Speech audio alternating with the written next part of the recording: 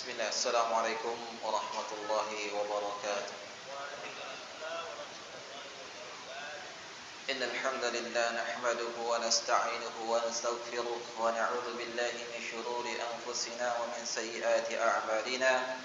Man yahdihillahu fala mudilla lahu wa man yudlil fala hadiya lahu. Asyhadu an la ilaha illallah wahdahu la syarika lahu وأشهد أن محمدا عبده ورسوله يا أيها الذين آمنوا اتقوا الله حق تقاته ولا تموتن إلا وأنتم مسلمون يا أيها الناس اتقوا ربكم الذي خلقكم من نفس واحدة وخلق منها زوجها وبث منهما رجالا كثيرا ونساء واتقوا الله الذي تساءلون به والأرحام إن الله كان عليكم رقيبا يا أيها الذين آمنوا اتقوا الله وقولوا قولا سديدا يصلح لكم أعمالكم ويغفر لكم ذنوبكم ومن يطع الله ورسوله فقد فاز فوزا عظيما أما بعد فإن أصدق الحديث كتاب الله وخير الهدي هدي محمد صلى الله عليه وسلم وشر الأمور محدثاتها فإن كل محدثة بدعة وكل بدعة ضلالة وكل ضلالة في النار اللهم صل وسلم وبارك وأنعم على حبيبنا نبينا محمد وعلى آله وصحبه أجمعين معاشر المسلمين والmuslimat ikhwani wa akhwati fillah. Bapak ibu-ibu rahimani wa rahimakumullah. Alhamdulillah kita bersyukur kepada Allah Subhanahu wa taala pada malam hari ini kita bisa berkumpul dan bertemu kembali guna untuk mempelajari tentang salah satu di antara kewajiban kita sebagai seorang muslim mempelajari akidah yang benar. Kita masuk dan kita masih membahas di dalam kitab Aqidatul Imam Syafi'i, akidahnya Imam Syafi'i kama dawwanaha fi kutubihi aw rawaha anhu talamiduhu, sebagaimana dituliskan di dalam kitab-kitabnya atau diriwayatkan oleh murid-muridnya yang ditulis oleh Syekh Nu'man bin Abdul Karim Al-Watr hafizahullahu ta'ala. Kita masuk ke halaman 23, bab ma jaa 'anil Imam Syafi'i rahimahullahu annal Qur'ana kalamallahi ghairu makhluqin. Bab tentang perkataan Imam Syafi'i rahimahullahu taala bahwa Al-Qur'an adalah kalamullah dan bukanlah makhluk. Diriwayatkan di sini dengan sanad yang sahih dari Rabi' bin Sulaiman, dia mengatakan qala sami'tu Syafi'iyya wa dzukira al-Qur'an wa ma yaqulu khafsul fard wa kana Syafi'i yaqul khafsul munfarid wa nadiruhu bi hadrati walin kana bi Misr faqala lahu Syafi'i kafarta. Dari Rabi' bin Sulaiman dia mengatakan aku mendengar Syafi'i rahimahullahu taala disebutkan tentang Al-Qur'an dan apa yang dikatakan oleh seorang yang bernama Hafiz Al-Farad. Hafiz Al-Farad, dan Imam Syafi'i rahimahullahu taala menggelarinya dengan Hafiz Al-Munfarid, artinya hafiz yang sendirian dalam kesesatan. Jadi Imam Syafi'i rahimahullahu taala sengaja menyebut Hafiz Al-Farad dengan Hafiz Al-Munfarid. Ya, dirubah namanya sebagai bentuk ejekan kepada seorang yang bernama Hafiz Al-Munfarid atau Hafiz Al-Farad karena dia mengatakan Al-Qur'an adalah makhluk. Padahal Al-Qur'an yang kita dengar, Al-Qur'an yang kita baca, Al-Qur'an yang kita dengar dari bacaan seorang imam itu adalah kalamullah, bukanlah makhluk. Tapi seorang yang bernama Hafiz Al-Farad mengatakan Al-Qur'an adalah makhluk, maka Imam Syafi'i rahimahullah taala menyebutkan Hafiz Al-Munfarid. Ya, inilah akidah kita Ahlus Sunnah wal Jamaah, menyebutkan bahwasanya Al-Qur'an itu adalah kalamullah, bukanlah makhluk. Kemudian Al-Imam Syafi'i rahimahullahu taala berdebat dengan seorang tadi yang kita sebutkan, itu Hafiz Al-Farad, di depan penguasa saat itu di Mesir. Lalu setelah debat yang sangat panjang, kemudian Imam Syafi'i rahimahullahu taala mengatakan di hadapan penguasa saat itu, disaksikan oleh para pembesar-pembesar Mesir saat itu, Imam Syafi'i mengatakan, kafarta, engkau telah kafir. Ya, engkau telah kafir wahai Hafiz Al-Farad.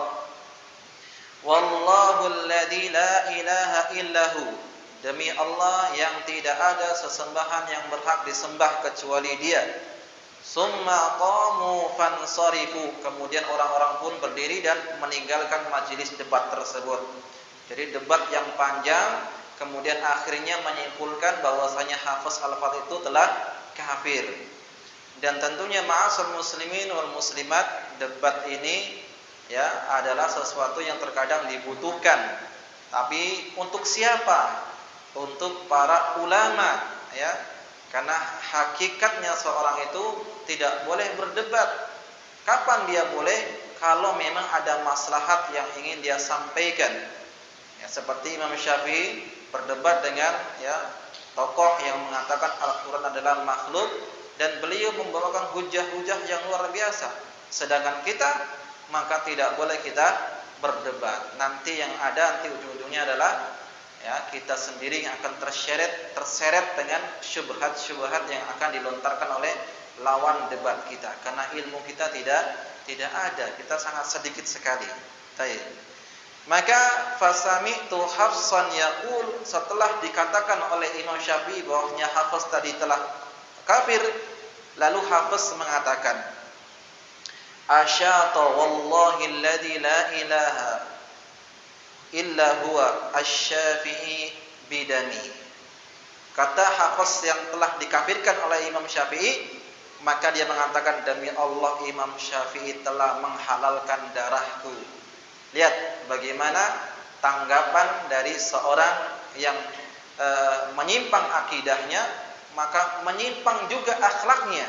Padahal Imam Syafi'i tidak mengatakan ingin membunuh dia. Imam Syafi'i tidak mengatakan ingin menghalalkan darahnya. Sekedar Imam Syafi'i mengatakan engkau telah kafir. Tapi lihat balasan dari orang tersebut. Memang kalau akidahnya sudah menyimpang, akhlaknya pun menyimpang. Lihat bagaimana orang-orang yang membakar pondok, mengusir-ngusir kajian, membubarkan kajian. Mereka teriak-teriak, akhlak-akhlak, tapi giliran dibantah pemikiran mereka, apa yang terjadi? Tidak ada dalil, maka ngajak berkelahi. Seperti itu. Karena apa? Karena memang akidahnya sudah melenceng. Padahal Imam Syafi'i sudah mengatakan engkau itu kafir. Apakah tiba-tiba langsung Imam Syafi'i ingin menghalalkan darahnya, membunuhnya? Tidak. Tapi inilah yang dikatakan oleh Hafiz Al-Farad tadi. Kemudian qala Rabi' mengatakan, ini murid Imam Syafi'i, sami'tu Syafi'i yaqul, aku mendengar Imam Syafi'i mengatakan, Al-Qur'anu kalamullahi ghairu makhluqin. Al-Qur'an adalah kalamullah, bukan makhluk. Wa man qala makhluk fahuwa kafir. Siapa yang mengatakan Al-Qur'an adalah makhluk, maka dia kafir, telah keluar dari Islam. Qala Rabi' mengatakan wal Qur'anu kalamullahi ghairu makhluk. Ini muridnya menyambung apa yang dikatakan oleh gurunya sendiri. Dan memang akidah ulama terdahulu sampai sekarang dari zaman ke zaman itu tetap satu, tidak pernah berubah. Kitab-kitab akidah mereka juga sama dalam kitab-kitab akidah mereka. Syarhus Sunnah Imam Al-Muzani, Syarhus Sunnah Imam Al-Barbahari, Ushulus Sunnah Imam Ahmad, dan masih banyak tentang kitab-kitab akidah itu. Akidah dan isinya itu sama, tidak akan pernah berubah. Wa man qala makhluk fahuwa kafir. Maka siapa yang mengatakan Al-Qur'an makhluk, maka dia telah kafir. Baik. Wa anir Rabi' bin Sulaiman, sama juga masih dari Rabi' bin Sulaiman, dia mengatakan hadartu Syafi'i, aku menghadiri majelisnya Imam Syafi'i, au haddatsani Abu Syuaib, telah ceritakan kepadaku Abu Syuaib, anni illa anni a'lam, bahwasanya saya telah mengetahui annahu hadara Abdullah bin Abdul Hakim, Abdullah bin Abdul Hakam telah hadir di majelis Imam Syafi'i tersebut, seorang yang bernama Abdullah bin Abdul Hakim, wa Yusuf bin Umar, dan Yusuf bin Umar, kemudian Yusuf bin Umar wa Ibnu Zaid dan Ibnu Zaid, kemudian satu lagi wa Hafiz bil Farq. Jadi ada 4 orang berkumpul di situ. Wa kana Syafi'i yusammihi Hafiz al-Munfarid, adalah Imam Syafi'i menggelari Hafiz tadi dengan Hafiz al-Munfarid yang sendiri dalam kesesatan. Fasa'ala Hafiz Abdullah bin Abdul Hakam, maka Hafiz tadi yang mengatakan Al-Quran adalah makhluk bertanya kepada seorang yang bernama Abdullah bin Abdul Hakam. Faqal, kata Hafiz, ma taqulu fil Quran, apa pendapatmu tentang Al-Quran? Dijawab tidak, dia tidak menjawab. Fa'aba an yujibahu, dia tidak mau menjawab, dia tolak. Fasa'ala Yusuf bin Umar, lalu dia bertanya kepada Yusuf bin Umar tentang apa pendapatmu itu tentang Al-Quran. Ditolak lagi pendapatnya. Apa pertanyaannya? Didiamkan, enggak dijawab. Kemudian wa Ibnu Yazid, dan dia pun bertanya kepada Ibnu Yazid tentang Al-Quran. Bagaimana pendapat anda tentang Al-Quran? Falam yujibuhu, semuanya tidak ada yang menjawab. Kenapa? Di situ ada seorang ulama, yaitu Imam Syafi'i. Ini termasuk adab ketika kita sedang bermajelis dengan orang yang kiranya lebih berilmu dari kita. Ketika ada seseorang yang bertanya tentang agama, meskipun kita tahu jawabannya, maka kita diam. Biarlah orang yang berilmu yang menjawab. Terkadang kita saksikan di antara kita ini lancang, ya, luar biasa, menjawab terlebih dahulu sebelum orang yang berilmu menjawab. Baik. Maka ini yang teradab. Semuanya tidak mau menjawab. Wa kilahuma asyara ila Syafi'i, keduanya menunjuk kepada Imam Syafi'i, biarlah dia yang menjawabnya. Baik, fasa'ala Syafi'i, lalu dia bertanya kepada Syafi'i, fahtajja alaihi Syafi'i, lalu Imam Syafi'i menegakkan hujjah kepadanya. Wa qalat fihi al-munadharah, dan terjadilah perdebatan yang sangat panjang. Fa aqama Syafi'ul hujjah, ya, dan Imam Syafi'i telah menegakkan hujjah kepadanya bi annal Qur'an kalamullah ghairu makhluq wa kaffara hafsal farad, bahwasanya Al-Qur'an bukanlah makhluk, dan Imam Syafi'i telah mengkafirkan yaitu hafs al-farad. Qala Rabi' mengatakan falaqitu hafsal al-farad fil majlis ba'da, ya, kemudian aku bertemu dengan Hafiz al-Farad setelah terjadi perdebatan, maka dia mengatakan arada Syafi'i qatali, ya, arada Syafi'i qatali atau qatli, arada Syafi'i qatli, dia ingin membunuh saya, padahal cuma sekedar kau tuh telah kafir. Langsung dia katakan Imam Syafi'i telah ingin membunuh saya. Dari Rabi' bin Sulaiman, dia mengatakan, Imam Syafi'i berkata, wa huwa yus'al al-Qur'an, dia ditanya tentang Al-Qur'an, maka Imam Syafi'i mengatakan uffin summa uff, diamlah, man qala innahu makhluk faqad kafara, siapa yang mengatakan Al-Qur'an adalah makhluk, maka dia telah kafir. Ma'asyiral muslimin wal muslimat, ini adalah bab yang sangat penting. Mungkin di antara kita, apa sih pembahasan sini? Kok dibahas masalah ini? Ini masalah akidah, jamaah. Di zamannya Imam Ahmad bin Hanbal rahimahullahu taala ini terjadi fitnah yang sangat luar biasa. Di zaman beliau muncul tentang pemahaman Al-Qur'an adalah makhluk.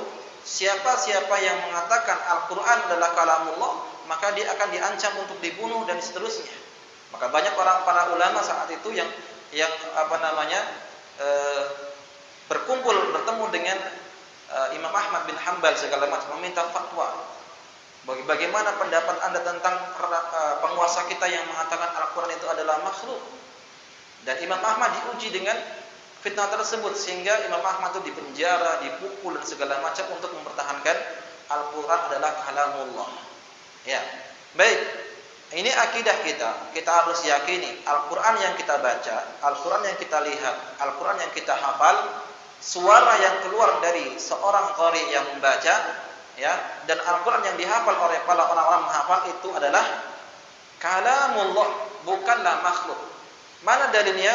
Yang pertama, akidah Ahlussunnah mengatakan Al-Qur'an adalah makhluk, Al-Qur'an adalah kalamullah, adalah firman Allah surat At-Taubah ayat ke-6. Allah mengatakan, wa in ahadun minal musyrikin istajaruka fa'ajirhu hatta yasma'a kalam Allah. Apabila salah seorang musyrikin meminta perlindungan kepadamu wahai Muhammad, maka lindungilah dia sampai dia mendengar kalam Allah, itu firman Allah Subhanahu wa taala. Maka Al-Qur'an yang didengar, yang membaca, Al-Qur'an yang kita lihat, Al-Qur'an yang dibaca oleh seorang qari itu adalah kalamullah, bukanlah makhluk. Karena ada orang-orang yang mengatakan Al-Qur'an kalamullah yang ada di Lauhul Mahfuz. Ya. Sedangkan yang ada adalah ibaratun an kalamillah, ibarat saja, fotokopiannya saja. Kata mereka Al-Qur'an yang ada itu adalah yang di Lauhul Mahfuz. Adapun sekarang ini cuma fotokopian saja. Ini orang-orang yang ingin memalingkan akidah dari yang benar, yang mengatakan Al-Qur'an adalah kalamullah, dia ingin rubah bahwasanya Al-Qur'an itu bukan kalamullah. Baik. Kemudian juga Allah mengatakan dalam surah Ar-Rahman, apa kata Allah? Ar-Rahman, dialah Allah Subhanahu wa taala Rabb yang Maha Penyayang. 'Allamal Qur'an, yang mengajarkan Al-Qur'an. Khalaqal insan, dan menciptakan manusia. Ketika Allah berbicara Quran, Allah mengatakan 'allama.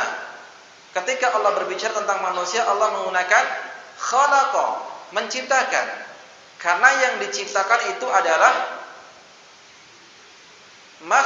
makhluk. Sedangkan 'allamal Qur'an berarti kalamullah. Ini dalil juga menunjukkan bahwasanya Al-Qur'an adalah kalamullah. Kemudian yang selanjutnya faedah dari pembahasan kita ini, bab yang di halaman 23 ini, siapa yang mengatakan Al-Qur'an makhluk, maka ijma' sepakat para ulama bahwa dia telah kafir, keluar dari Islam. Siapapun yang mengatakan Al-Qur'an makhluk, maka dia telah keluar dari Islam. Tapi ingat, ya, setiap orang yang terjatuh kepada kekufuran tidak langsung dikatakan dia kafir. Pada pertemuan yang lalu sudah kita bahas tentang syarat-syarat pengkafiran, dawabitul takfir, ya, ketentuan-ketentuan mengkafirkan. Ada berapa ketentuannya? Ya, kalau kita melihat orang terjatuh kepada kekufuran, kita lihat apanya? Kita lihat ucapannya. Apakah ucapannya kufur atau tidak? Kita lihat juga perbuatannya. Apakah perbuatannya kufur atau tidak? Kalau bukan, maka tidak. Ya, kemudian setelah itu, kalau sudah terjatuh, oh ini perbuatan kufur nih. Terus apa yang selanjutnya dilakukan? Lihat orangnya. Ya. Apa yang kita lihat orangnya? Ada 4 di sini orangnya. Apakah dia berilmu? Apakah dia niat dengan sengaja? Apakah dia suka rela? Ataukah ya sudah tegak hujah kepadanya? Kalau dia jahil, tidak mengetahui, kalau dia tidak sengaja melakukan, kalau dia terpaksa melakukan, kalau belum sampai hujah kepadanya, maka tidak dikafirkan. Ya, maka kita katakan di sini, siapa yang mengatakan Al-Qur'an adalah makhluk, ijma' mengatakan dia kafir. Baik. Dan selanjutnya Imam Syafi'i rahimahullahu taala di sini menampakkan yang meletakkan kafir muayyan, ya, kepada seorang yang bernama Hafiz Al-Farad. Kan kafir ada kafir am secara umum, ya, perbuatannya. Siapa yang berdoa kepada Allah maka dia kafir. Orang-orangnya kan belum tentu. Tapi di sini Imam Syafi'i rahimahullahu taala langsung mengatakan engkau telah kafir. Berarti ini kafir apa namanya? Muayyan, menunjuk langsung individu. Langsung dikatakan personnya engkau adalah kafir. Kapan ini bisa dikatakan? Kalau sudah tegak hujah kepadanya, sudah disampaikan dalil segala macam, sudah bertemu, ya, sudah dihilangkan syubhat-syubhatnya, tetap dia masih mengatakan Al-Quran adalah makhluk, maka dia dikatakan kafir. Ini pun yang melakukan adalah seorang ulama, bukan kita-kita ini. Enggak ada levelnya kita di sini. Ya, untuk mengkafir-kafirkan enggak ada levelnya. Untuk para ulama yang betul-betul ya telah mendarah daging dalil di tubuhnya. Baik. Kemudian yang selanjutnya, Ahlus Sunnah wal Jamaah pertengahan dalam masalah takfir, ya, tidak alergi untuk mengatakan kafir dan tidak pula gegabah dalam mengkafirkan, tidak mudah mengkafirkan, tidak pula alergi. Tidak alergi dan tidak pula mengobral takfir. Ada orang yang mengatakan, kamu kok ngomong kafir-kafirin? Ya, ada orang yang sok bijaksana, tidak boleh mengatakan kafir. Ini kajiannya juga mengkafir-kafirkan segala macam, kan gitu. Ini kajian jauhi saja. Kenapa? Isinya mengkafir-kafirkan. Imam Syafi'i sendiri mengatakan engkau kafir. Ya, katanya mau mengatakan mengikuti mazhab Syafi'i, padahal di beliau sendiri tidak alergi. Ya, boleh mengatakan kapan kalau sudah tegak hujah seterusnya. Tapi untuk kita-kita ya dihindari masalah ini. Ya. Dan harus bedakan antara takfir am secara umum dan takfir muayyan secara individu. Ini Ahlus Sunnah pertengah, tidak meninggalkan dan tidak pula mengobral. Baik. Ya, selanjutnya di antara faedah yang kita baca di sini adalah bahwasanya ketegasan ulama salaf dalam membantah orang-orang yang menyimpang dalam masalah akidah. Lihat Imam Syafi'i tidak segan-segan mengatakan anta kafir atau kafar tak engkau telah kafir. Ini dalam membantah akidah karena merusak, bahaya. Kalau dibiarkan begitu saja nanti semakin lama semakin banyak kaum muslimin yang tertipu, banyak kaum muslimin yang akan tersesat gara-gara seorang yang menyesatkan tadi. Maka Ahlus Sunnah wal Jamaah khususnya para ulama salaf mereka sangat antusias untuk membantah kelompok-kelompok menyimpang. Lihatlah Syekhul Islam Ibnu Taimiyah rahimahullahu taala. Kitab-kitabnya itu inti rata-rata kebanyakan adalah bantahan. Bantahan kepada komunis, bantahan kepada liberal, bantahan kepada ateis, bantahan kepada Jahmiyah, bantahan kepada Syiah, bantahan kepada juga orang-orang Nasrani. Banyak kitabnya tentang bantahan karena masalah akidah. Tetapi beliau tidak nulis sendiri. Kapan beliau nulisnya? Ketika ditanya. Ya, ditanya tentang masalah akidah Syiah bagaimana? Langsung tulis bantahannya. Minta untuk menjawab, ditanya maka menjawab sebuah jawaban yang bisa menjadi sebuah buku. Imam Ibnu Qayyim rahimahullahu taala ditanya sebuah pertanyaan, jawabnya satu kitab. Kitab Ad-Da' wa Dawa, itu jawaban dari pertanyaan. Luar biasa para ulama terdahulu ya, berkah ilmu dan waktunya. Baik. Sekarang kita masuk ke bab yang selanjutnya. Ini bab yang penting. Ma jaa'a 'anil Imam Syafi'i rahimahullah fi isbati ru'yatil mu'minina li rabbihimil karim. Apa yang datang dari Imam Syafi'i rahimahullahu taala tentang isbat menetapkan ru'yatul mu'minin, orang-orang yang beriman melihat rabbihim. Itu Allah Subhanahu wa ta'ala, rabbihim. Orang-orang beriman melihat Allah Subhanahu wa taala, Rabb yang Maha Mulia. Kapan di sini melihatnya? Di dunia? Apa di padang mahsyar? Apakah di surga? Baik, nanti ada kita jelaskan ya. Ini bab masalah ru'yatul mu'minina li rabbihim, ini juga termasuk bab akidah. Dan para ulama biasanya meletakkan bab tentang ru'yatullah, melihatnya Allah Subhanahu wa taala, atau orang-orang yang beriman melihat Allah itu di surga, itu setelah bab asma wa sifat. Itu kebanyakan. Kenapa di sini? Karena di sini ada poin penting, faidah yang sangat luar biasa, yaitu puncak dari segala kenikmatan-kenikmatan di surga itu adalah dengan melihat wajah Allah Subhanahu wa taala. Jika seorang sudah melihat wajah Allah, kenikmatan-kenikmatan yang lain akan dia lupakan semuanya. Nanti kita akan bawakan perkataan daripada Al-Imam Ibnu Qayyim rahimahullahu taala. Kita bacakan dulu di sini. Anir Rabi' bin Sulaiman, dari Rabi' bin Sulaiman dia mengatakan hadartu Muhammad bin Idris, aku melihat aku menghadiri kajian atau majelis Muhammad bin Idris Asy-Syafi'i, Imam Syafi'i, wa qad ja'athu ruq'atun, telah datang kepadanya sebuah surat minas Sa'id, dari daerah yang namanya Sa'id. Fiha, di dalamnya, ma taqulu fi qaulillahi azza wa jal, apa pendapat engkau wahai Imam Syafi'i tentang firman Allah, kalla innahum ar-rabbihim yawma idzil lamahjubun. Surat Al-Mutaffifin ayat yang ke-15. Allah mengatakan sekali-kali tidak, sesungguhnya mereka tentang Allah Subhanahu wa taala pada hari itu, pada hari kiamat, la mahjubun, terhijabi, terhalang. Ya. Maka Imam Syafi'i mengatakan, lamma an hujjiba haula'i fi sukhti kana fi hada dalilun ala anna awliya'ahu yarawnahu fir ridha. Kata beliau ketika mendapat surat, apa pendapat Anda tentang firman Allah tadi surah Al-Mutaffifin ayat yang ke-15?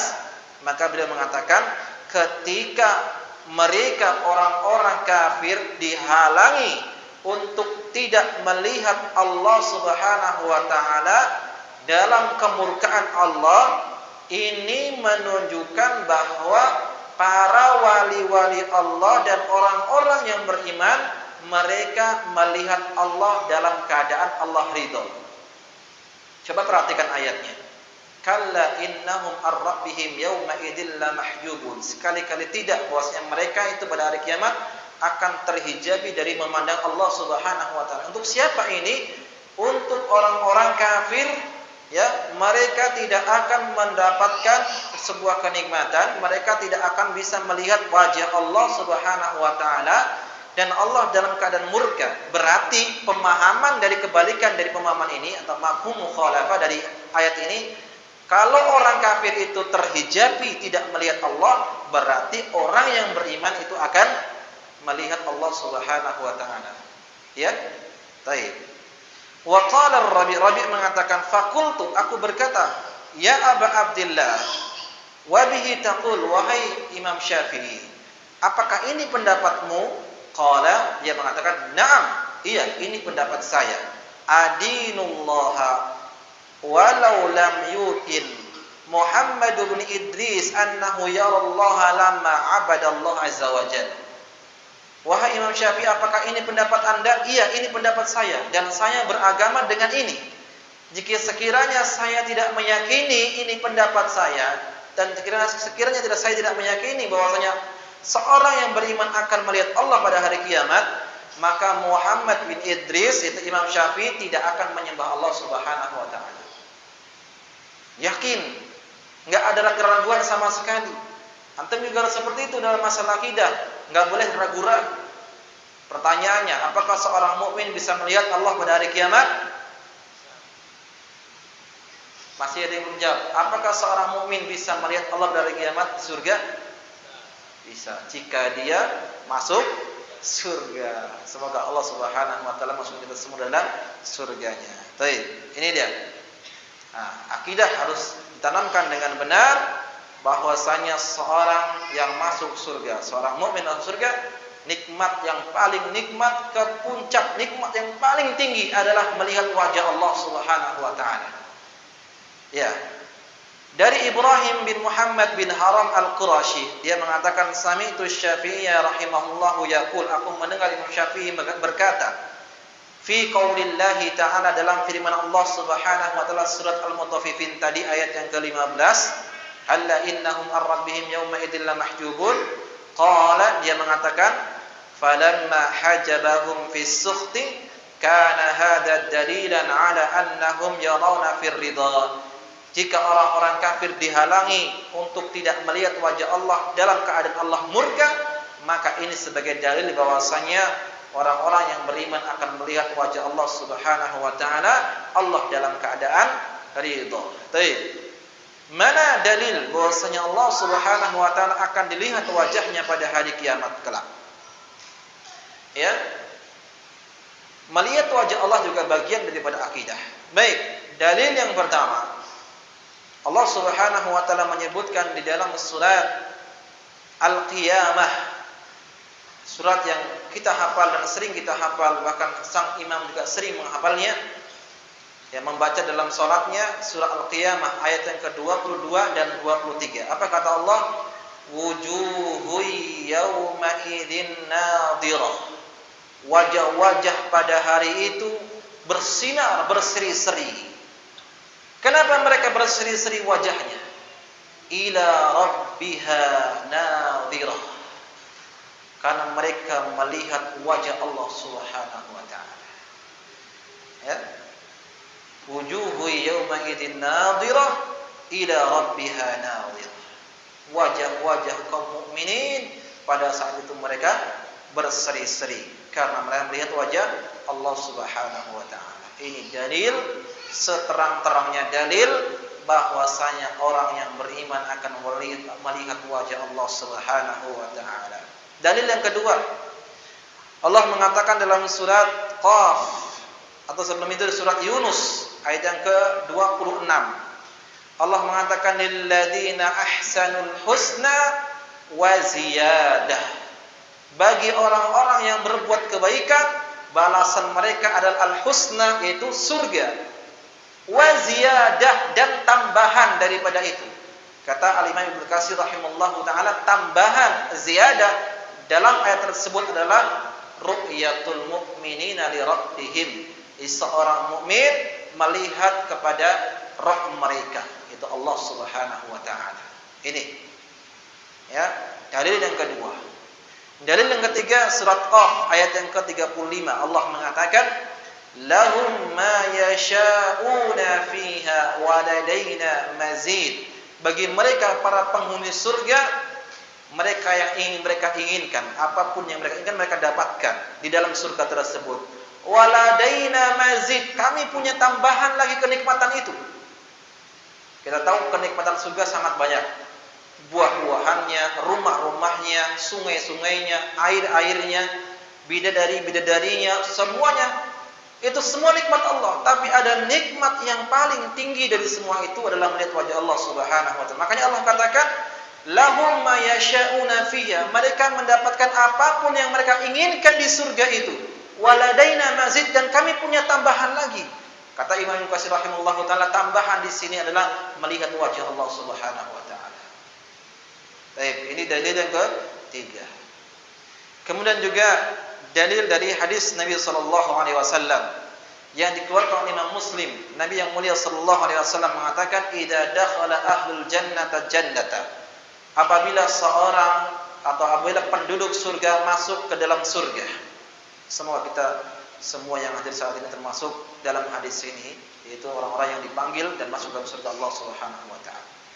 Kata Nabi yang mulia sallallahu alaihi wasallam, apabila penduduk surga masuk surga,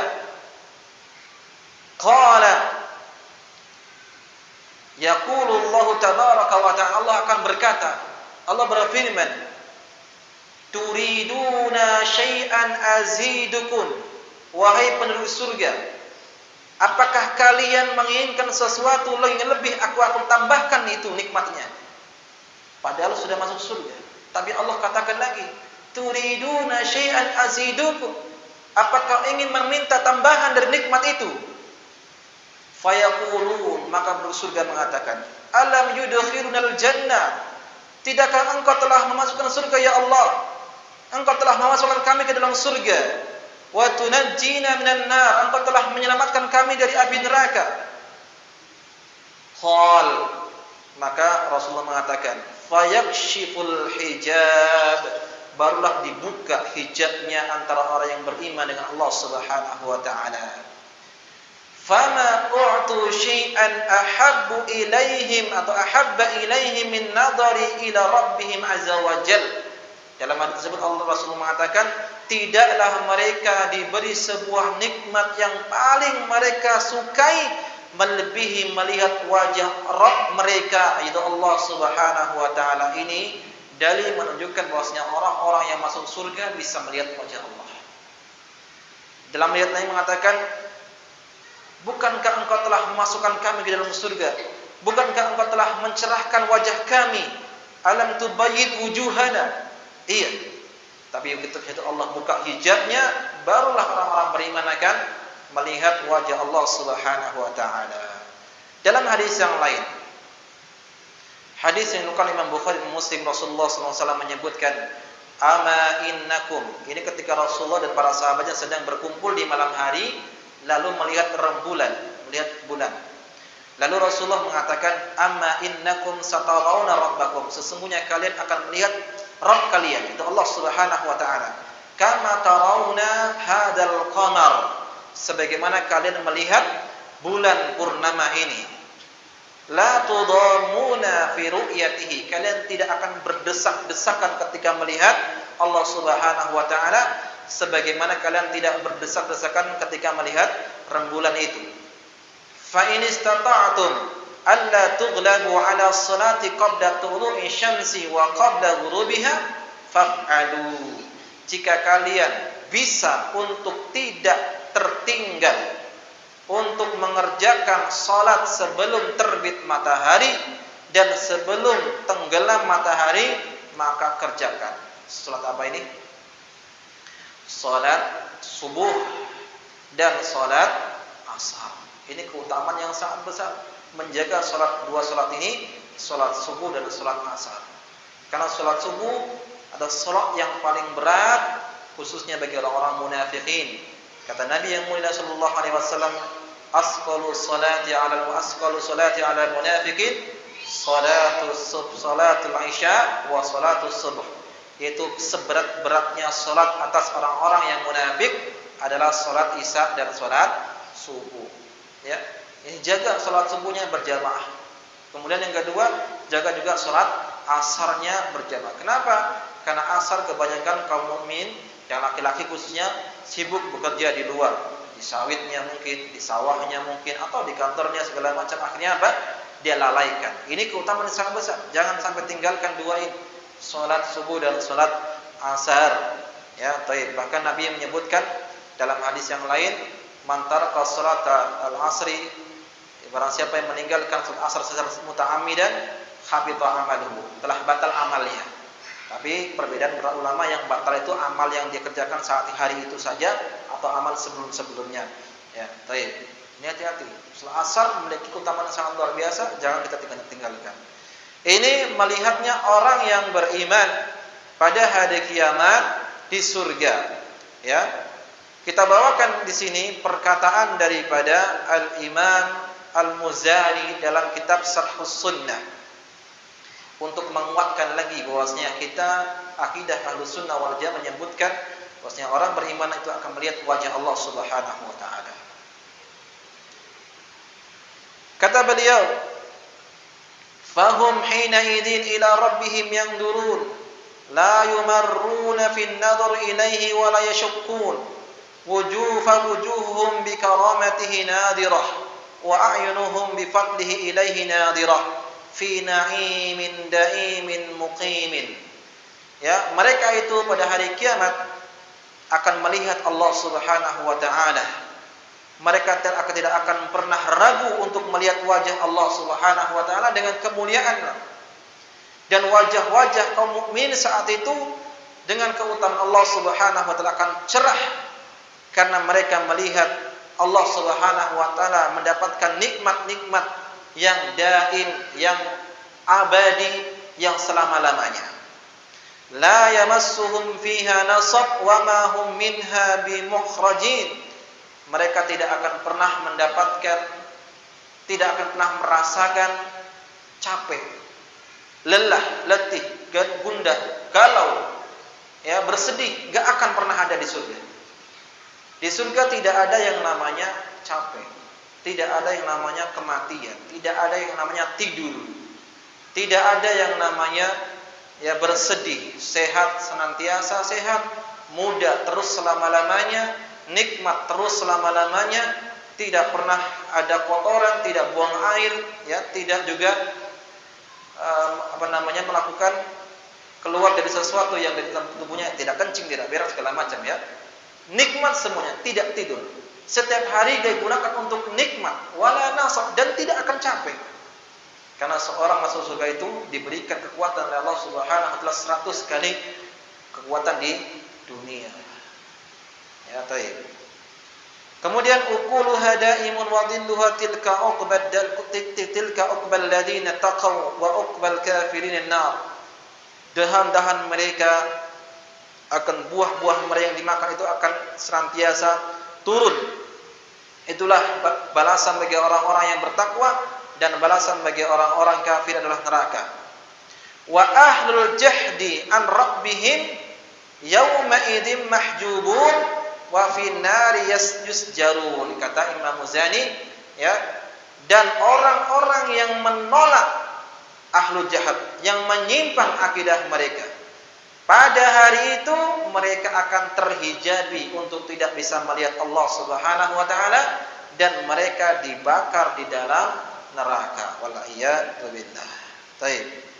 Ini di antara perkataan beliau. Kita akan bawakan perkataan Imam Ibnu Qayyim rahimallahu taala dalam kitab Al-Hadi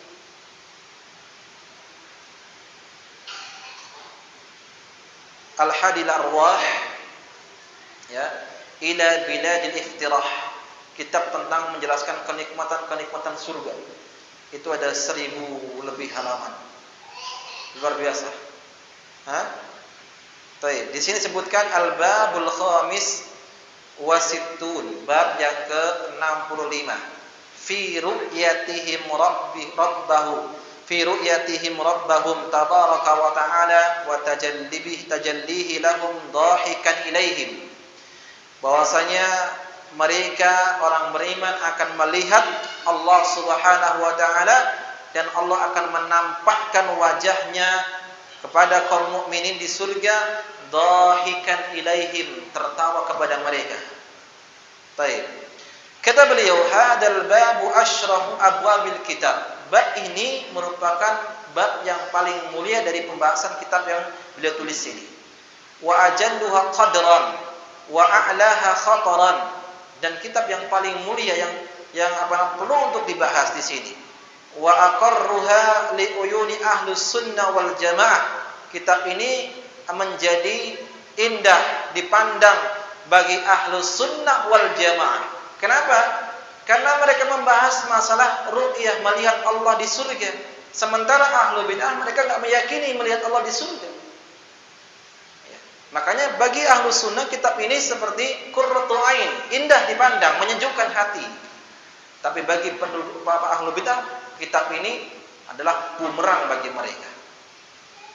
Wa asyadduha ala ahlil bid'ati wal furqah, dan kitab ini akan menjadi bala, ya, sesuatu yang tidak menyenangkan bagi ahlul bid'ah dan orang-orang yang sesat.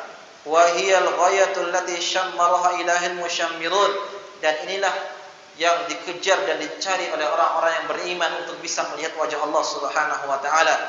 Wa tanafasa fihal mutanafisun, dan pembahasan ini juga yang mana manusia saling berlomba-lomba dalam kebaikan. Fal yatanafasil mutanafisun, maka berlomba-lombalah kalian untuk mendapatkan surga, yang termasuknya melihat wajah Allah Subhanahu wa taala.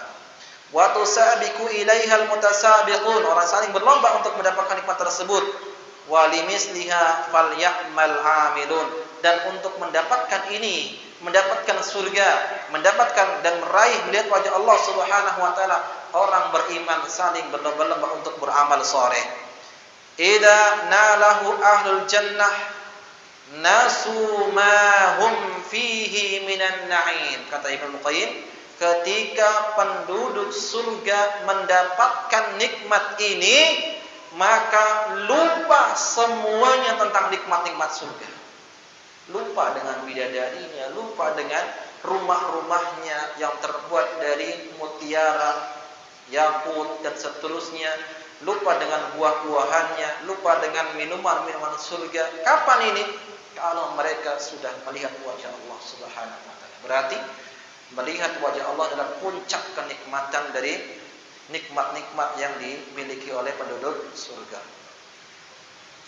Kemudian wa hirmanuhu wal hijabu anhu ali ahlil jahim ashadda alaihim min adabil jahim, dan diharamkannya para penduduk neraka jahim untuk melihat wajah Allah ini termasuk siksa bagi mereka lebih berat siksanya daripada dia masuk ke neraka jahim.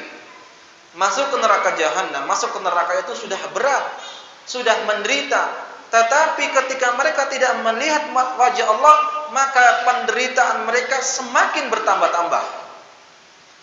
Beda kalau masuk surga tadi, kalau dia masuk surga melihat wajah Allah, maka akan semakin senang. Tapi kalau penduduk neraka masuk neraka tidak melihat wajah Allah, maka akan semakin menderita, semakin keras siksaannya. Ittafaqu 'alaiha al-anbiya wal mursalun. Melihat Allah Subhanahu wa taala telah disepakati oleh para nabi dan para rasul. Wa jami'us sahabah wat tabi'un, juga disepakati oleh seluruh para sahabat dan para tabi'in. Wa a'immatul Islam ala tatabu'il qurun, dan para ulama-ulama ahlu sunnah wal jamaah, ya, dari masa ke masa mereka sepakat kaum mukminin masuk surga melihat wajah Allah Subhanahu wa taala di surga. Baik, insyaallah kita lanjutkan setelah sholat Isya. Wassallallahu ala Muhammad wa alihi washabihi ajma'in. Assalamualaikum warahmatullahi wabarakatuh. Alhamdulillah wassalatu wassalamu ala Rasulillah wa ala alihi wa man wala wa la haula wa la quwwata illa billah. Ma'asal muslimin wal muslimat, ikhwani wa akhwati fillah, rahimani wa rahimakumullah. Kita lanjutkan kembali pembahasan kitab Aqidah Al-Imam Syafi'i rahimahullah ta'ala rahmatan wasi'ah, yang disusun oleh Syekh Nu'man bin Abdul Karim Al-Wadr hafizahullah ta'ala. Terakhir tadi kita bahas kitab karya Al-Imam Al-Qayyim rahimahullah ta'ala di dalam kitabnya Hadil Arwah ila Biladil Iftirah, kitab yang menjelaskan tentang kenikmatan surga. Dan kita membahas di sini tentang salah satu nikmat yang paling tinggi, yang paling puncak adalah melihat wajah Allah Subhanahu wa taala. Dan melihat wajah Allah Subhanahu wa taala di surga bagi orang-orang yang beriman yang telah memasuki surga adalah akidah kita, akidah Ahlus Sunnah wal Jamaah. Sebutkan tadi bahwasanya kenikmatan yang paling tinggi seorang mukmin apabila dia telah masuk surga adalah dengan melihat wajah Allah. Dan jika ia telah mendapatkan nikmat tersebut, lupalah semua nikmat-nikmat yang ada di surga, yaitu melihat wajah Allah. Orang yang beriman ketika masuk surga, kemudian dia melihat wajah Allah Subhanahu wa taala, akan bertambah kenikmatannya. Sementara orang-orang kafir yang masuk neraka, ketika dihalangi untuk tidak melihat wajah Allah Subhanahu wa taala, akan semakin bertambah siksa dan penderitaannya. Dan melihatnya seorang beriman di surga telah disepakati oleh seluruh para nabi dan para rasul dan semua para sahabat dan para tabi'in dan para imam-imam ahlu sunnah wal jamaah dari masa ke masa.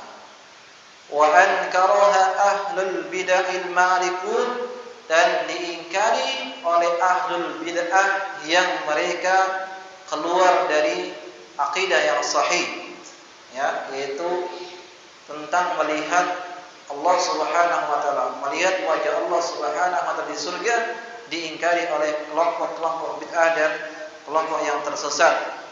Wal jahmiyatu al mutahawwikun, yang antaranya adalah kelompok Jahmiyah.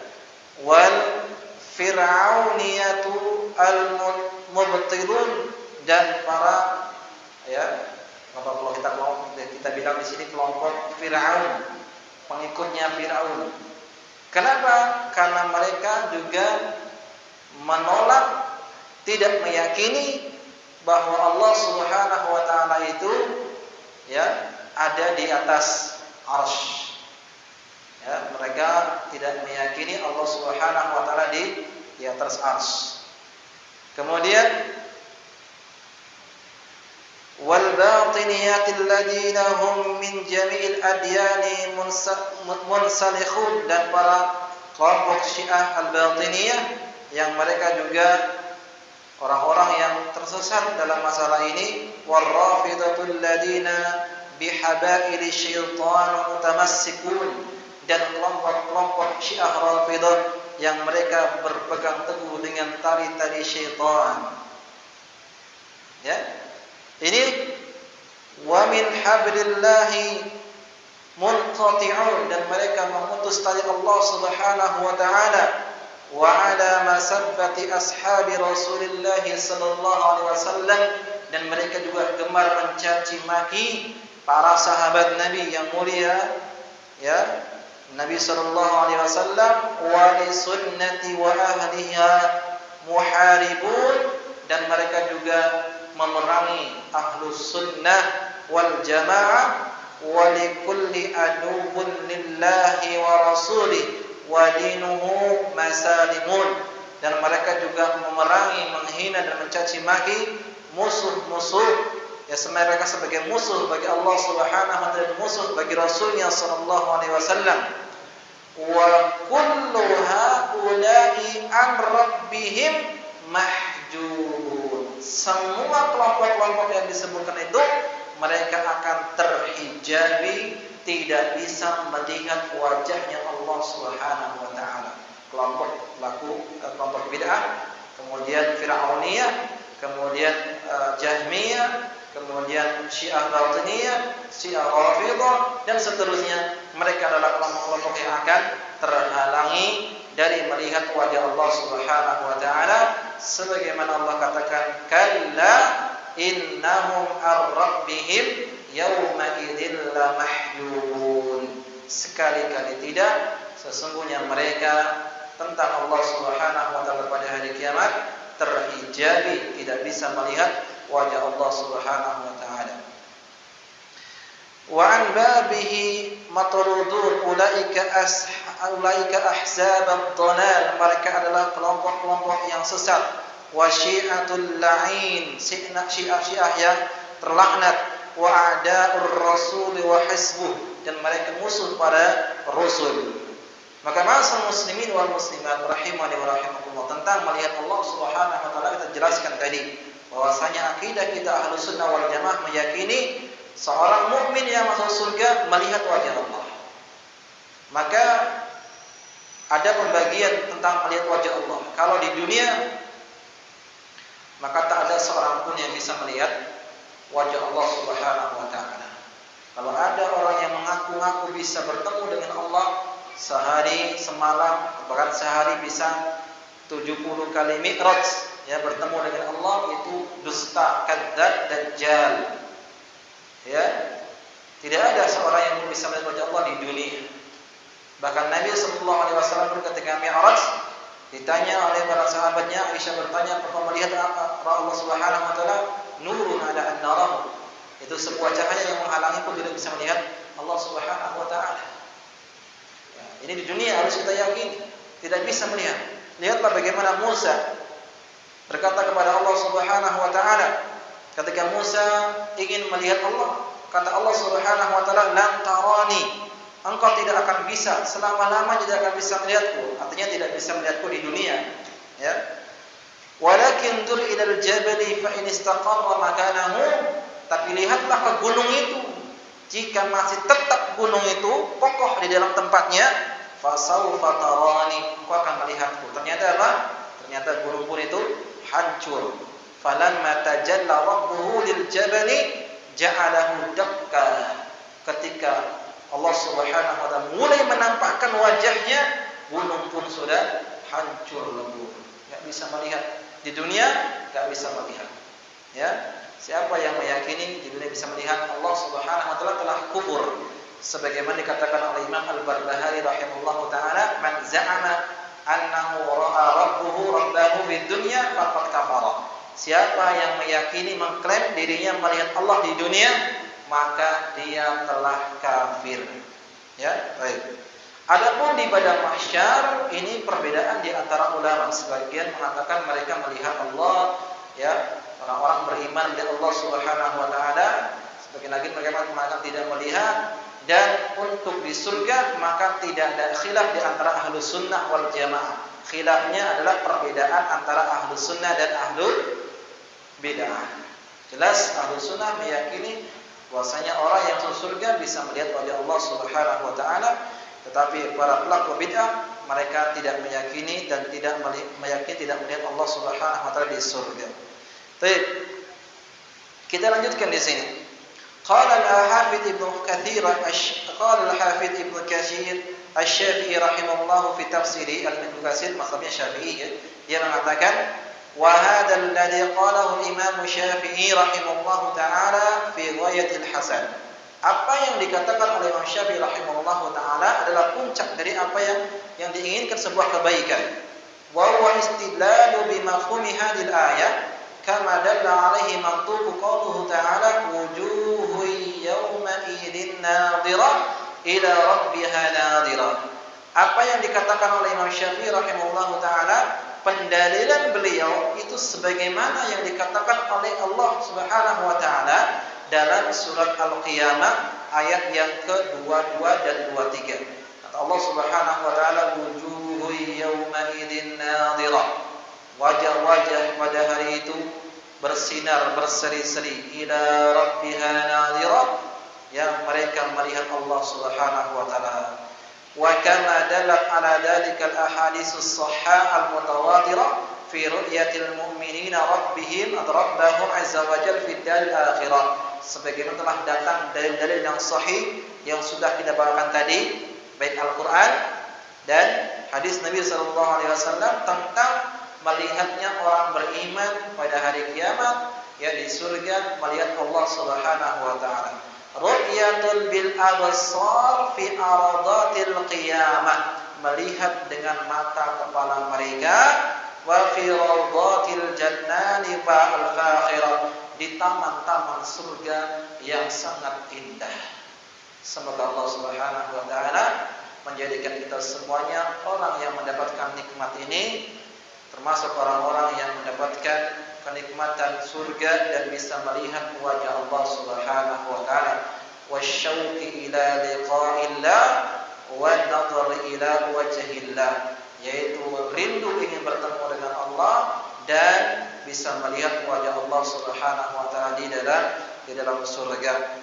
Ini yang bisa kami sampaikan tentang pembahasan akidah kita dan akidah Imam Syafi'i rahimahullah taala. Yang pertama tadi tentang Al-Qur'an kalamullah, kemudian yang kedua tentang yaitu menetapkan ru'yatul mu'minina li rabbihim, bahwasanya orang beriman itu akan melihat Allah Subhanahu wa taala pada hari kiamat, dan sudah kita bawakan dalil-dalilnya baik Al-Qur'an ataupun sunnah dan hadis-hadis Nabi sallallahu alaihi wasallam.